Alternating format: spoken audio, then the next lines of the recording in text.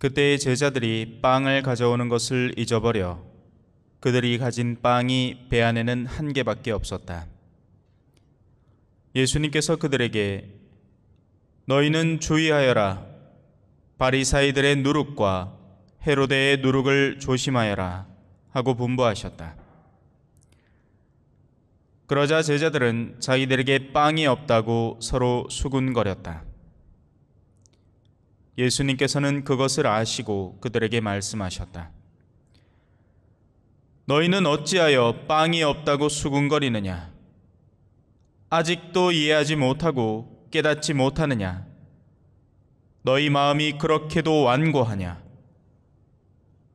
너희는 눈이 있어도 보지 못하고 귀가 있어도 듣지 못하느냐?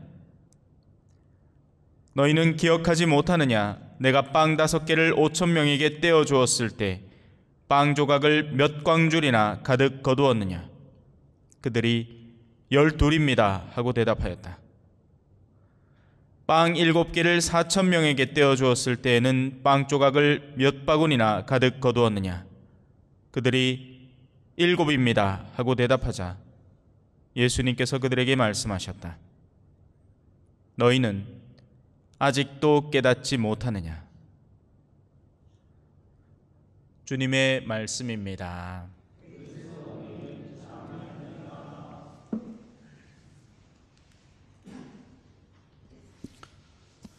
찬미 예수님,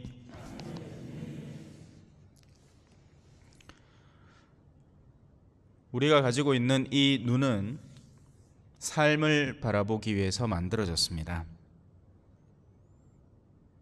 그리고 눈이라는 것은 단순히 여기 달려있는 것만을 눈이라고 하지 않습니다. 바라봄을 하는 모든 가능한 개체들이 눈이 되죠. 그래서 생각도 바라봄입니다. 묵상하는 것도 무언가를 관조하는 거죠. 바라보는 겁니다. 우린 여러 가지 것들로 많은 것들을 바라볼 수 있는 겁니다. 눈이 없어도 볼 수 있습니다. 오히려 눈이 없을 때 비로소 보이는 것이 있겠죠. 여튼 이든 저든 우리는 1차적으로 삶을 바라봅니다. 일단 삶이 활력 있고 생동감 있고 눈앞에 드러나 있고 보이고 만져지니까요. 우리가 보는 건 삶입니다. 반면 죽음을 바라보기에는 죽음은 너무너무 먼 단어처럼 보입니다. 그래서 안 보입니다. 죽음을 보고 사는 사람은 드뭅니다.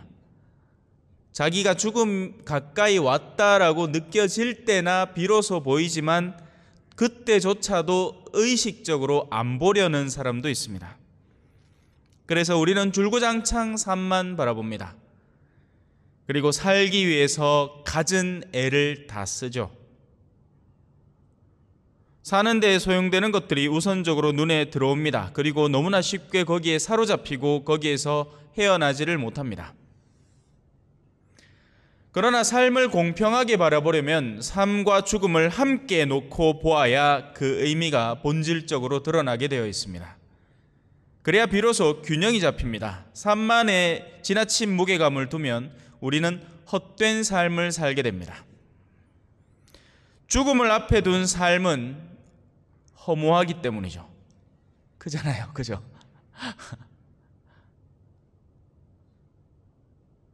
아무리 가진들, 모은들, 성공한들 죽고 나면 다 허무로 돌아갑니다. 그죠?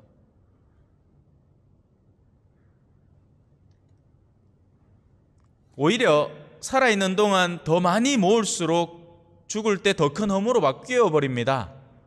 차라리 없었으면 그냥 갈걸. 모아놓았더니 그게 더 내 마음의 짐으로 바뀌는 거죠. 아까워서 어떻게 간답니까? 그죠? 예? 저는 어릴 때부터 이사를 정말 많이 다녔거든요. 정말 저하고 이사 많이 다닌 것 내기하자 하면 이길 사람 별로 없을 겁니다. 예. 어린 시절부터 구미 신평동에서 초등학교를 살다가 대구로 왔는데 거기에서 황금아파트에서도 뭐 119동, 126동 뭐 막 이렇게 저렇게 막 돌아다녔어요. 예. 그러다가 이제 신학생 되니까 더 가관이죠. 예. 학기 때, 방학 때 계속 이사를 다니는 셈입니다. 예. 학기 마치고 또 들어가면 방이 바뀌어 있고, 그럼 짐을 다 옮겨야 되고, 방학 때 나올 때 짐 들고 나오고, 또 들어갈 때 짐 들고 들어가고, 심지어는 볼리비아에서조차도 이사를 했습니다. 공동체를 2군데를 옮겨 다녔으니까요.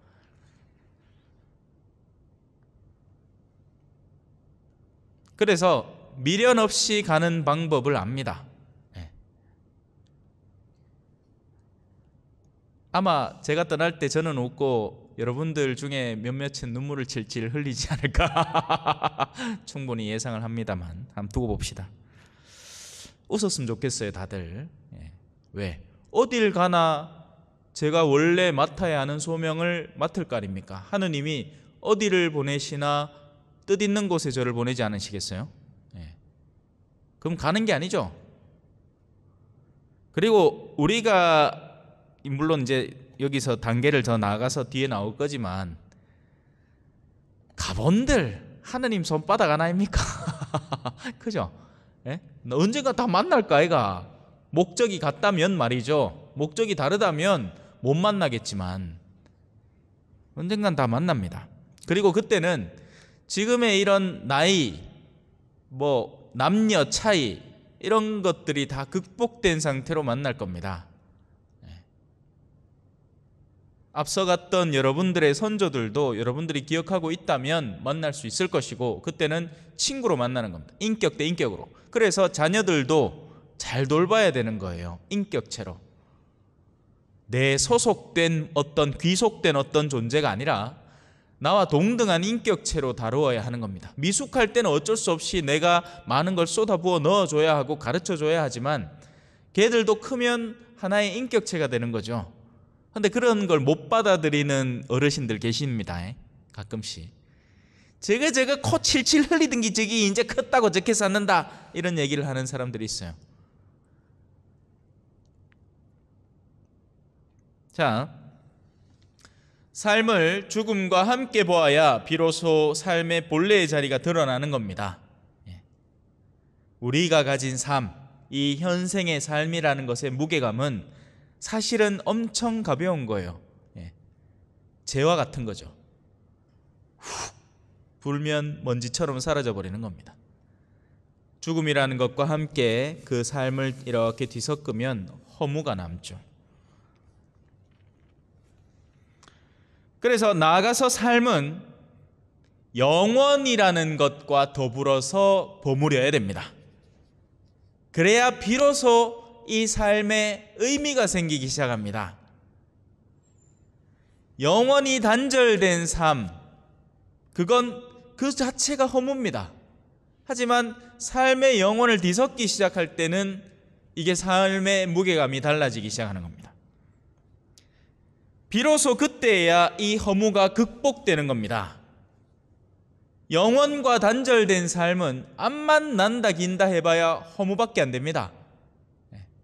그래서 무신론자들의 가장 최종적인 선택은 자살입니다. 그거밖에 없어요. 자기 스스로 선택해서 자기 목숨을 끊는 걸 마지막 자기의 존재감의 발현으로 삼는 겁니다. 죽어지는 것이 아니라. 그래서 이 무신론은 굉장히 위험한 사상입니다. 특히나 우리 한국 사회는요, 신앙인들에게조차도 이 무신론이 퍼져갑니다. 신앙생활을 하긴 해도 그 신앙이라는 것을 껍데기로 하니까 실체적인 그 안에 알맹이는 하나도 없는, 그러니까 신앙이라고 부를 만한 요소는 하나도 없이 신앙의 껍데기만을 쥐고 신앙생활을 하는 이들이 되는 겁니다. 일종의 계모임인 거죠. 성당이라는 이름을 달고 계모임을 하는 거지 신앙생활을 하는 게 아닙니다. 착각하면 안 돼요. 이 두 개는 완전히 다른 겁니다.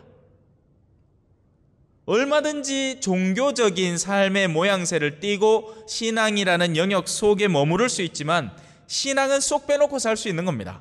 영혼과 그 어떤 연계관계도 없이 살아갈 수 있다는 얘기예요. 그래서 득되는 것만 쪽쪽 빨아먹다가 득되는 것이 끊어질 때 이런 종류의 사람들은 너무나도 쉽게 냉담이라는 것에 돌입을 하는 겁니다. 내가 의미를 가져오던 것들이 사라지니까 내가 더 이상 이 삶을 지속할 이유가 없는 거죠. 그래서 냉담을 하는 겁니다. 자, 삶, 죽음을 뒤섞고 그리고 거기에 영원이라는 가치를 한 방울 떨어뜨려야 비로소 삶의 본 모습이 완성이 되는 겁니다. 그래서 죽음은 절대 끝이 아닌 거죠. 우리가 어떻게 규정하든 상관이 없는 겁니다. 하느님이 규정해 놓으신 것이 남는 거지, 우리가 우리 능력 밖의 것을 규정한다고 해서 그게 그렇게 됩니까? 우주가 없다, 저 시커멓다, 아무것도 없다 한들 우주가 한순간에 사라져요? 절대 아니죠. 태양을 눈앞에 두고 안 보인다 안 보인다 한다고 태양이 없어집니까? 아니죠. 내가 내 눈을 가렸을 뿐 태양은 거기에 그대로 있는 겁니다. 그래서 영혼은 원래 죽지 않는 존재로 창조가 되었고, 우리가 그 영혼을 있다 없다 한들 의미 없이 영혼은 남아있게 되는 겁니다. 단지 그 영혼이 있다는 것을 인지하고 일찍부터 준비된 영혼으로 살아온 영혼이 있는가 하면, 그 영혼이 남아있을 줄 모르고 제 멋대로 운행해온 사람의 영혼이 죽음 이후에 남게 되는 거죠.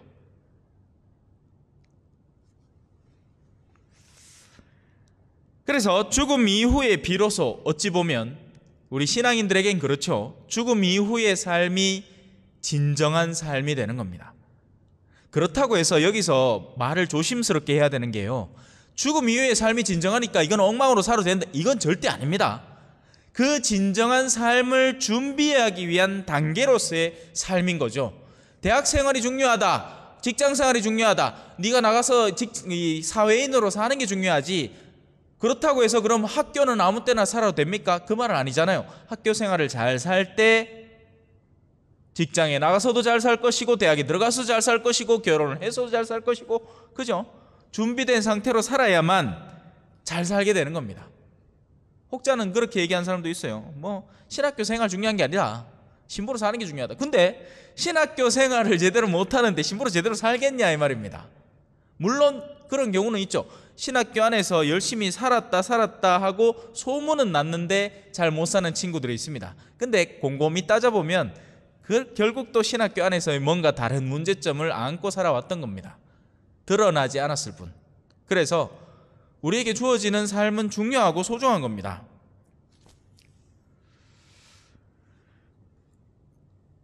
결과적으로 우리는 이 세상이라는 삶 속에서 영원의 삶을 당겨와서 양념처럼 뿌려가며 살아야 됩니다. 아니, 사실은 영원의 삶을 대치해서 세상의 삶의 가치보다도 더 중요하게 살아가야 하는 거죠. 그리고 거기에 비로소 진정한 봉사라는 영역이 나오는 겁니다. 다른 표현으로 희생이라고 할 수 있죠. 자, 그러면 이 세 가지 시선, 삶에 집착하는 삶, 죽음이라는 것을 이해한 삶, 영원이라는 것을 당겨오는 삶이라는 이 세 가지 관점으로 사람들을 바라볼 수 있게 됩니다. 그러면 삶이 보입니다. 이 시선으로 주변을 관찰해 보세요. 여러분 스스로도 관찰하고 주변도 관찰해 보시라고요. 그러면 보입니다. 아, 이 사람이 어떤 사람이구나. 첫째, 죽음으로부터 도망가는 삶입니다. 삶이 너무나 사랑스럽고 좋아서 이 사람은 어떻게든 죽음에서 도망다녀야 하는 거죠. 이 주변에 많습니다. 어제도 한 사람 죽음에서 도망가는 사람 봤어요.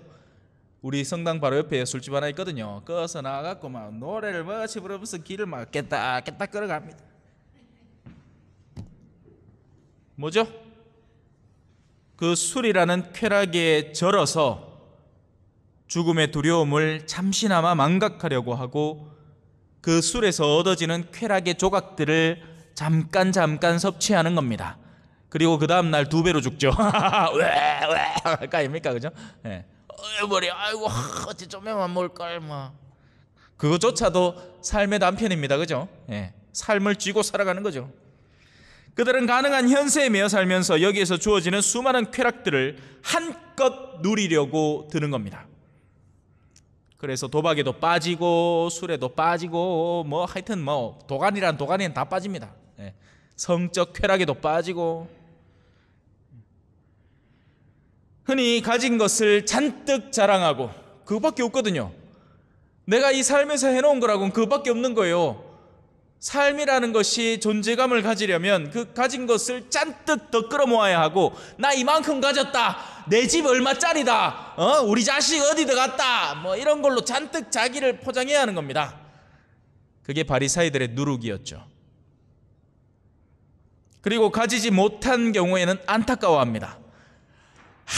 그 내 낀데, 저거 내가 가져야 되는데, 저게 내 손에 들어왔어야 되는데, 내가 저하고 결혼을 했어야 되는데, 내가 저 집을 내가 샀어야 되는데, 내가 저 땅을 옛날에 사놨어야 되는데, 내가 테슬라 주식을 사놨어야 되는데. 그죠? 저는 주식이라고는 단 한 번도 사본 적이 없어요.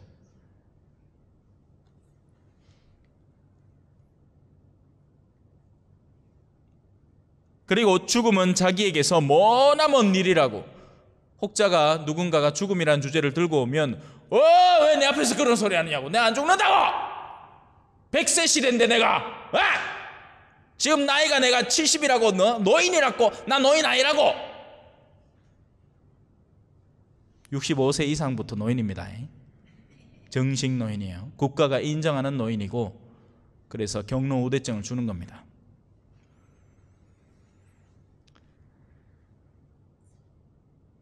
이건 나이와 상관없는 삶입니다. 나이와 상관없이 이런 삶의 유형을 드러내는 사람들이 있습니다. 철들지 않은 사람들인 거죠. 두 번째, 죽음을 묵상하는 삶입니다.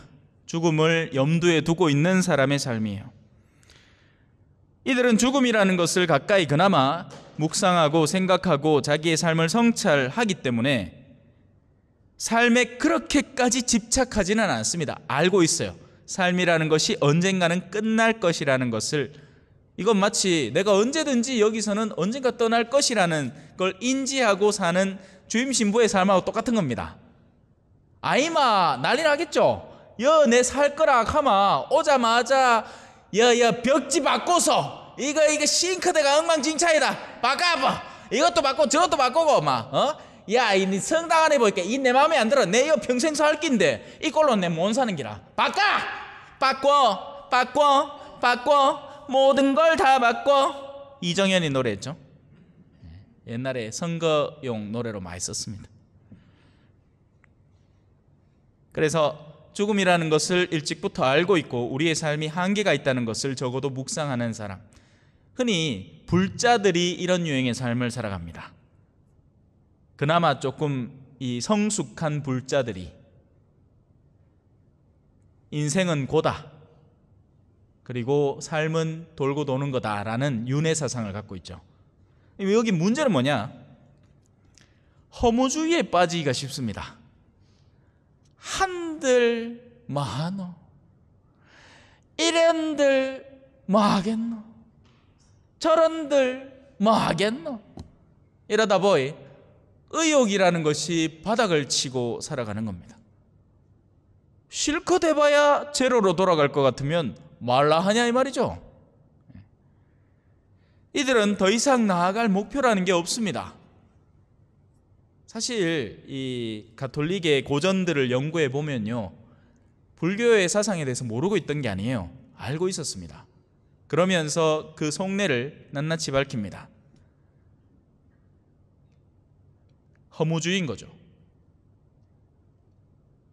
그리고 너무나 쉽게 아이고 어차피 버린 생 이대로 그냥 끝까지 버려보자, 이렇게까지도 극단적으로 나아갈 수 있습니다. 왜? 죽고 나서 새로 태어나고 새로 시작하면 될 거 아닙니까? 근데 우리 가톨릭은 뭐라고 얘기하죠? 그런 거 없습니다. 한 번뿐 인생입니다. 안 돌아옵니다. 절대로. 기회라는 것, 이번 차 떠나면 막차라서 돌아오지 않습니다. 내일 아침에 눈 뜨고 일어난다고 다시 차가 배차되는 게 아니라고요. 그러니 소중히 여겨야 됩니다. 왜 우리 지나고 나면 다 소중하잖아요, 그죠? 내가 젊었을 때 지금의 생애 시기에서 내가 할 수 있는 무언가를 찾아서 해야 하는 겁니다. 허무에 빠지면 안 되는 거예요. 그래서 삶에 딱히 집착하지는 않는데, 그나마 그건 다행인데, 그렇다고 해서 달리 뭔가를 하려고 들지도 않습니다. 그저 하루하루 버텨나가는 삶. 흔히 성경 안에 코엘렛이라는 것을 보면 이런 일들이 묘사가 됩니다. 허무로다 허무. 코엘렛은 말한다. 자, 세 번째입니다. 영원이라는 삶을 앞당겨서 그 영원을 소스 삼아서 우리의 삶을 바꿔 살아가는 사람들이 있습니다. 이들은 자기에게 다가오는 모든 일상의 가치들을 소중히 여깁니다. 왜? 그 안에 영혼의 씨앗들을 심을 수 있기 때문에 그렇죠. 점심때 저 대박짬뽕에 가서 짜장면을 한 그릇 먹어도 내가 그래도 혹시나 신부라는 걸 아는 사람들이 나를 치다보고 있을 끼인께 성호를 이래 크다랗게 함 긋고 보라는 듯이, 자, 나 신장께 이제 밥 먹습니다. 그러고 밥 먹는 동안에도 얌전하고 조용하게 먹습니다. 옆에 책 한 권 끼고. 그나마 혹시나 하나 또 그런 모습 속에서 뭔가 깨닫는 사람이 있을지. 와, 옆에 사람들은 제가 이제 식사자를 그런 데 가면 재밌어요. 주변에서 들리는 소리들을 들을 수가 있잖아요. 얼마 전에 설에 있었던 이야기들, 가족 간의 돈 다툼 이야기들, 일상사가 막 들려옵니다. 저는 뭐 참외에 대한 이야기들, 참외 가격이 어떻고 저떻고 하는 이야기들, 그 모든 게 뭐예요? 첫 번째 단계예요. 죽음에서 도망가고 삶에 집착하는 이야기들이 잔뜩 들려오는 겁니다. 그런 가운데 저는 조용히 짜장면에 집중을 하는 거죠. 간짜장이었고 7,000원이었습니다. 얼마나 맛있는지 몰라요. 하느님 감사합니다. 덕분에 아주 맛있는 점심을 한 끼 먹네요. 식사에 가장 맛있는 반찬은 뭐죠? 시장입니다. 배고프면 다 맛있어요. 배불러 보십시오. 뭘 갖다 줘도 감사할 줄 모릅니다. 또 시장 하더라도 내면에 불만이 가득한 사람은 자기 입에 뭐가 들어간지도 모릅니다. 그냥 집어넣는 거죠.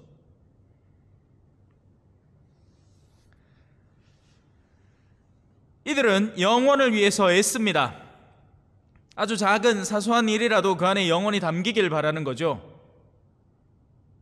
사제라도 이런 영혼의 가치가 없는 사람이 하는 강론과 영혼의 가치를 알아서 그 영혼에 조금이라도 다른 일을 초대하려고 애쓰는 사제의 강론은 다를 수밖에 없을 겁니다. 이들은 뚜렷한 목적이 있고 현세를 가장 소중한 목적을 위해서 기꺼이 희생할 준비까지 되어 있습니다. 필요하다면 내 결혼도 가져가십시오, 주님. 혼자 사는 것이 당신을 위해서 더욱 헌신할 수 있는 좋은 기회가 된다면 혼인 포기하겠습니다. 저의 편안함을 희생하는 게 당신의 선교 목적을 위해서 뚜렷이 도움이 되는 일이라면 볼리비아 제가 가죠. 도망치지 않겠습니다. 가라는 대로 가겠습니다. 하라는 대로 하지요. 그게 당신에게 조금이나마 영원에 도움이 된다면. 그래서 이런 이들은 일상을 허투루 살지 않습니다. 하나하나 만끽하고 음미하고 최선을 다해서 삽니다. 최선을 다한다는 게 착각하지 마세요. 한국 사람들은 최선을 다하라 하면 24시간을 꽉꽉 채웁니다. 예를 들어 갖고 여행 스케줄을 짜라. 한국 사람한테 여행 스케줄을 짜라 하면 아침에 몇 시부터 몇 시까지 짐 싸고 심지어는 샤워 시간까지 배정을 합니다. 그러고 나서는 몇 시에 출발을 해가지고 이동 시간은 얼마고 얼마고 어디 가고 뭐 관광하고 뭐 쇼핑하고 뭐 하고 막 하루 24시간이면 팍팍팍팍팍팍팍 들어갑니다. 외국 사람한테 여행 짜라 하잖아요. 그래 안 짭니다. 뭐 하고 싶은데 선호도에 따라서 쉬고 싶은 사람은 푹 쉬고, 물론 한국이라고 외국이라고 무조건 다 똑같으라는 법은 없지만, 근데 한국 사람 특징이 있어요. 빨리빨리입니다. 빨리빨리. 그래요. 이해하지 못하고 깨닫지 못하면 빵밖에 안 보이는 겁니다. 빵을 가지고 예수님은 가르침을 주려고 했는데 제자들은 빵만 본 거죠. 바오로 사도는 하늘나라는 먹고 마시는 데 있지 않다고 이야기를 합니다. 하느님의 나라는 먹고 마시는 일이 아니라 성령 안에서 누리는 의로움과 평화와 기쁨입니다. 바리사이들은 제가 앞서 얘기한 것처럼 삶에 집착을 해서 그 삶을 뻥튀기 하는 삶을 살았습니다. 하느님을 사랑하지도 않으면서 사람들 앞에서는 하느님을 사랑하는 모양새를 보여야 했고, 그래서 바리사이들은 자기 그 빵이라는 것 안에 누룩이 들어가면 빵이 부풀어 오르죠. 마찬가지로 우리의 삶에도 여러 가지 누룩이 끼일 수 있습니다. 일상 사람들은 다들 그런 누룩을 잔뜩 끼인 삶을 어떻게든지 살아보려고 한때는 다들 노력을 합니다. 젊을 때는 미모를 가꾸고, 그 다음에는 재력을 키우고, 그 밖에도 여러 가지 것들로 내 삶의 일상적인 범주를 뻥튀기해서 살려고 애를 쓰는 거죠. 그래서 특별히 예수님의 제자들은 그 누룩을 더욱더 조심해야 마땅했던 겁니다. 근데 그 제자들은 그 순간에 빵을 걱정한 거죠. 지혜가 그들 앞에 펼쳐졌지만 그 지혜를 볼 시야가 너무나도 부족했던 겁니다. 아멘.